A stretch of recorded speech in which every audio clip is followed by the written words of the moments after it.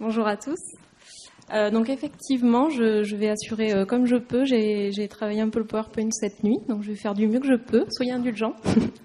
Donc pour ma part, alors je vais présenter rapidement Anthony qui est du coup psychologue et coordinateur du C2A, donc Club Action Avenir, qui est un dispositif développé par l'hôpital Vauclair sur le pôle Bergerac en Dordogne. Pour ma part, je suis enseignante en activité physique adaptée, donc un métier un peu innovant. Je vous aurais bien proposé une séance de sport avant le repas, ça m'aurait plus convenu, mais bon, je vais assurer le diapo.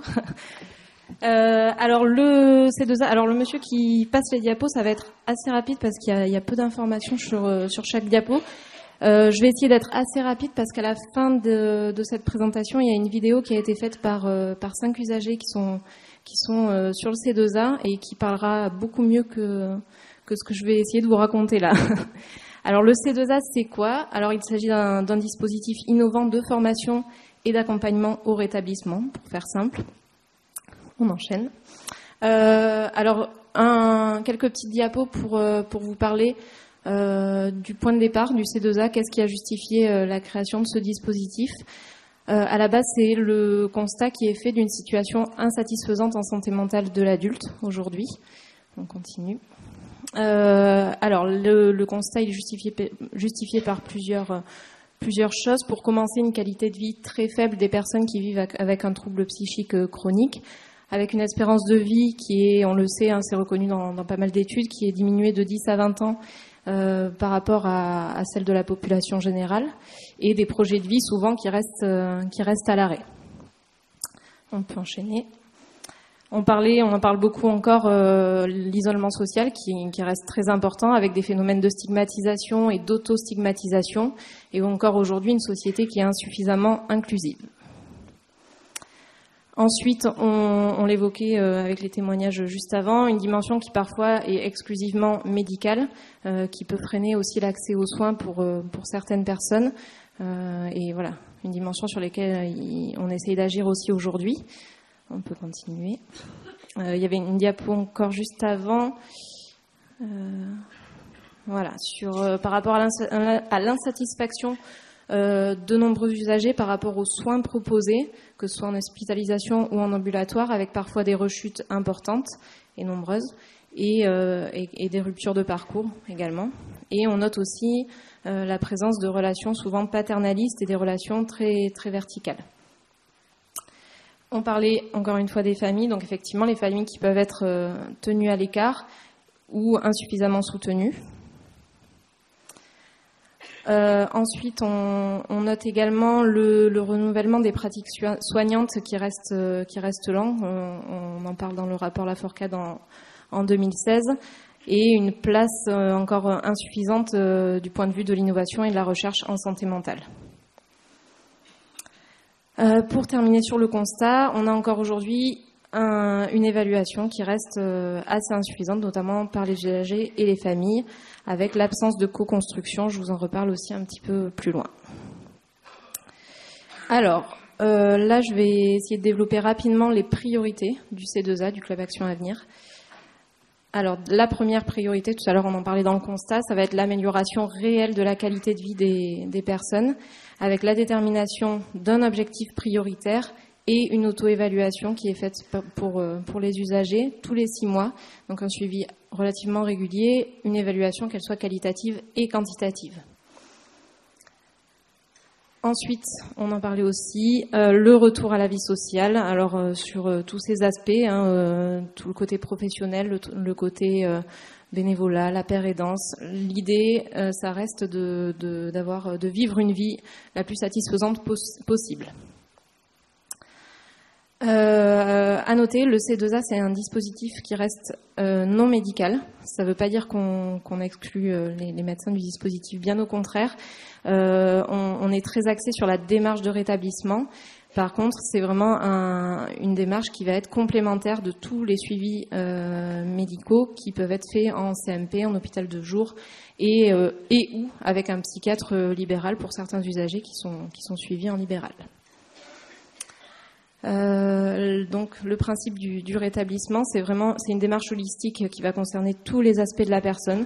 On est centré sur la personne, sur ses besoins, ses valeurs, ses forces et son projet de vie, avec toutes les notions de développement personnel, de promotion de la santé et d'intervention sur la prévention. Tout à l'heure, je parlais de relations verticales. Au contraire, sur le C2A, on va essayer de promouvoir les relations horizontales. On va baser tout le dispositif sur des notions de co-construction, d'entraide, et notamment grâce à l'évaluation du dispositif par les usagers et par les familles, de façon à avoir des retours aussi réguliers. Un petit mot sur les recherches. Donc on essaye de se tenir à jour au maximum des recherches en santé mentale. À savoir que dans l'équipe, on a depuis quelques mois une attachée de recherche clinique qui est justement là en poste pour faire tout ce travail-là de recherche et d'évaluation aussi du dispositif. On peut continuer. Et voilà, on en parlait aussi beaucoup ce matin. Un aspect important du C2A, ça va être l'accompagnement des usagers et de leur famille également.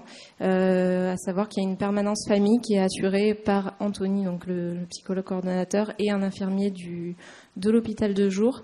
Une permanence qui est assurée 3 fois par mois, voilà, et qui fonctionne plutôt très bien.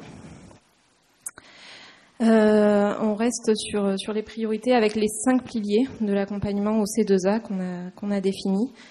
Alors le premier pilier, ça va être le suivi individuel avec le psychologue coordonnateur de parcours en rétablissement.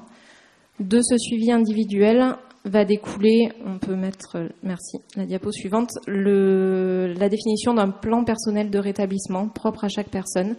Donc ce travail-là est fait lors des suivis individuels avec le psychologue coordinateur. À ce moment-là, on va définir les objectifs, les actions à mettre en place pour répondre aux objectifs, et tout le travail d'évaluation va être fait à ce moment-là également. Il y a aussi des enseignements de groupe, donc sous forme d'éducation thérapeutique du patient. Alors je veux bien que vous avanciez la diapo, s'il vous plaît. Je vous en parle plus précisément. Alors on a différencié avec les couleurs. Alors ce qui est en bleu, ce que vous voyez en bleu-vert, c'est tout ce qui concerne plutôt la santé mentale. Donc je vous les cite, les troubles psychiques qui se fait en partenariat avec un psychiatre, la prévention des rechutes, les préventions des addictions en partenariat avec ELSA, c'est un service d'addictologie au sein du CMP.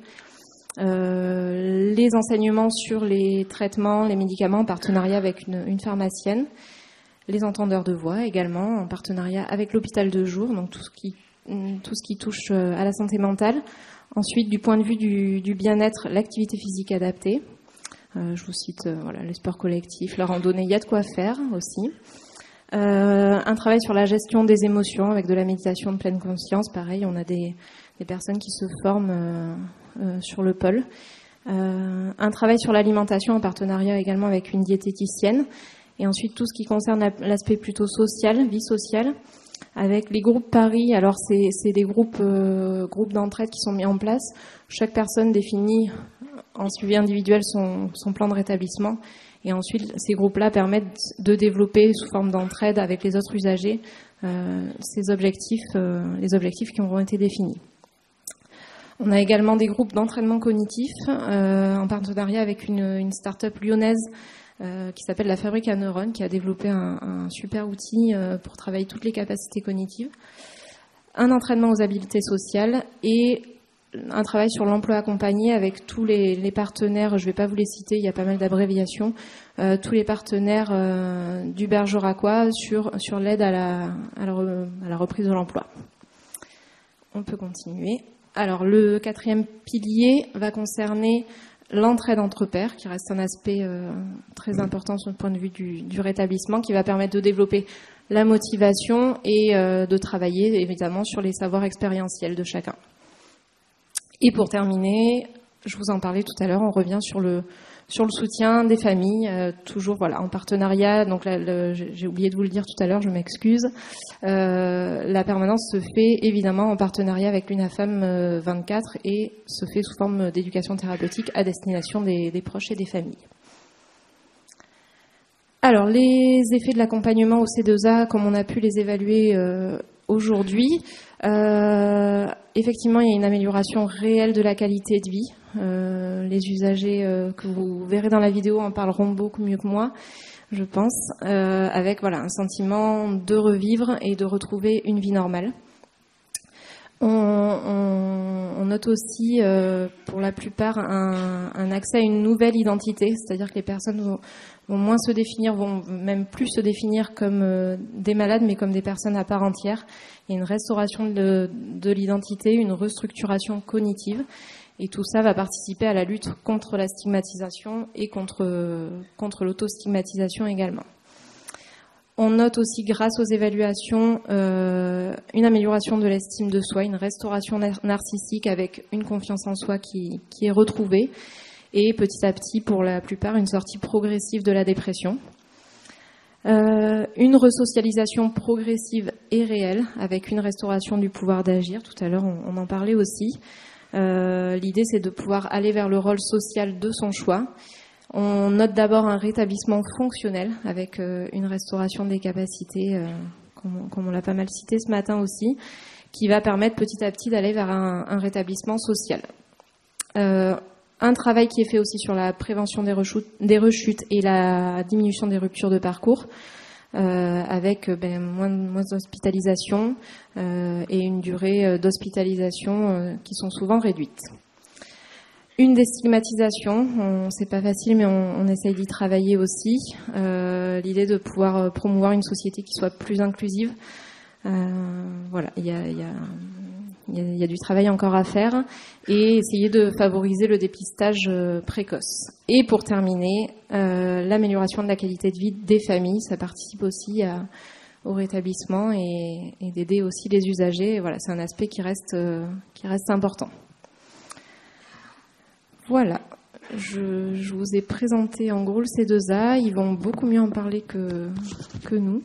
Donc il y a voilà, Claire, Diane, Séverine, Noé et Vincent qui ont accepté de témoigner. On les en remercie beaucoup. J'ai zappé un petit truc. Je rajoute juste, je me suis un peu emballée dans ma présentation. Je voulais préciser. Sur le travail de groupe qui est fait, c'est toujours en co-animation.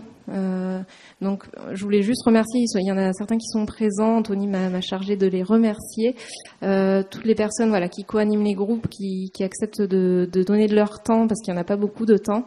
Voilà, notamment des infirmiers du CMP, de l'hôpital de jour, infirmiers et autres professions, qui acceptent de donner un peu de temps pour la co-animation des groupes. Donc, merci à eux. Et je laisse la parole aux usagers. On va commencer par vous applaudir avant.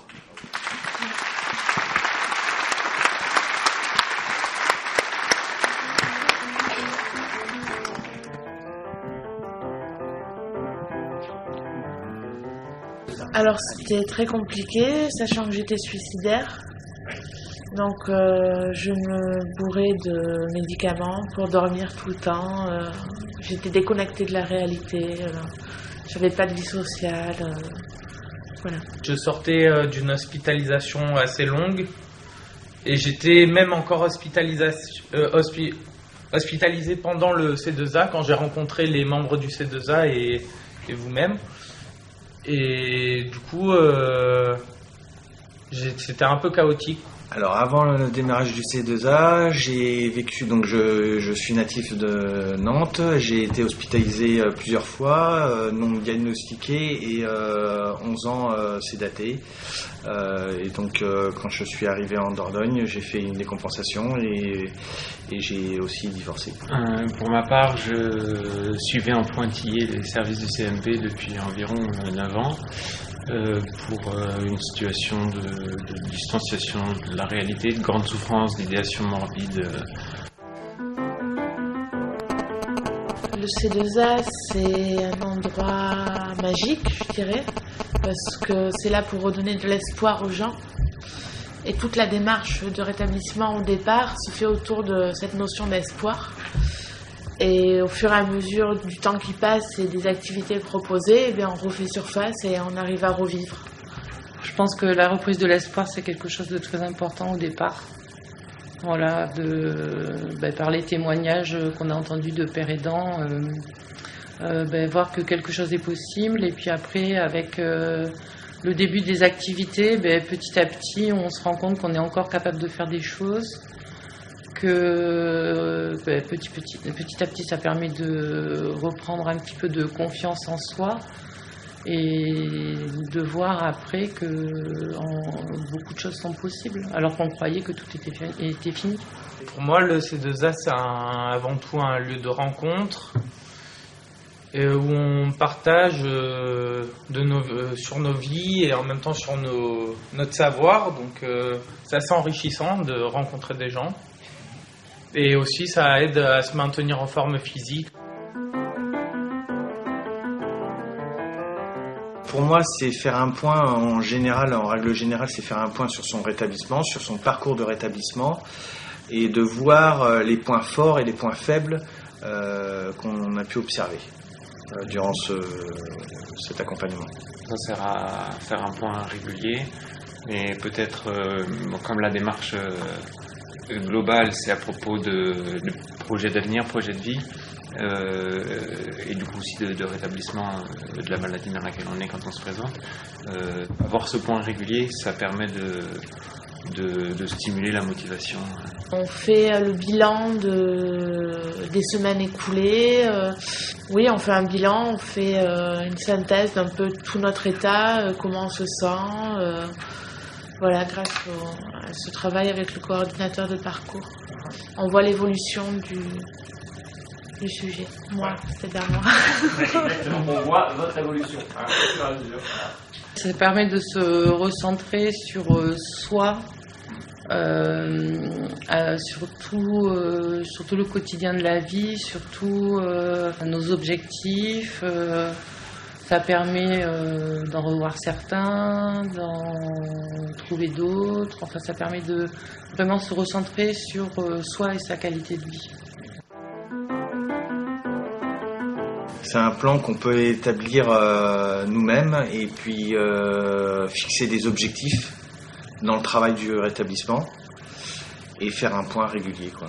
Je dirais qu'il s'agit d'établir des étapes peut-être plus réalistes et atteignables que la finalité du projet qui peut être lointaine ou compliquée, et ça participe aussi de la stimulation régulière, de la motivation, de ne pas abandonner, de reprendre peut-être espoir, etc.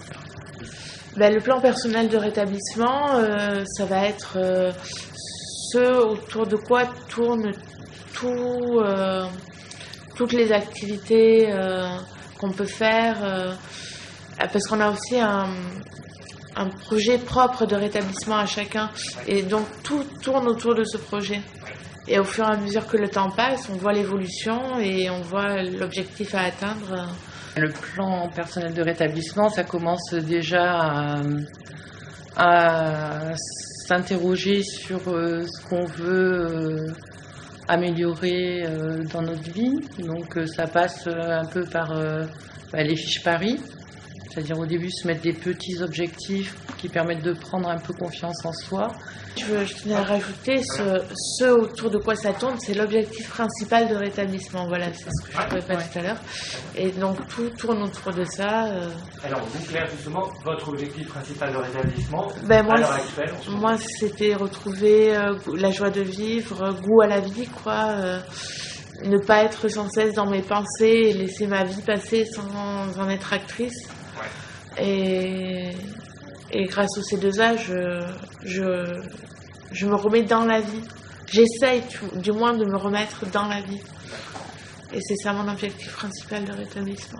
Alors mon objectif principal de rétablissement, c'était de devenir père aidant.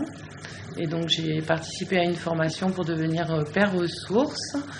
Et maintenant, je dirais que j'ai plus qu'un stage à effectuer. Et puis après, il n'y a plus qu'à, quoi. Les modules, c'est important parce que je trouve que c'est ludique et en même temps c'est comme un jeu. Pour moi, c'est comme un jeu.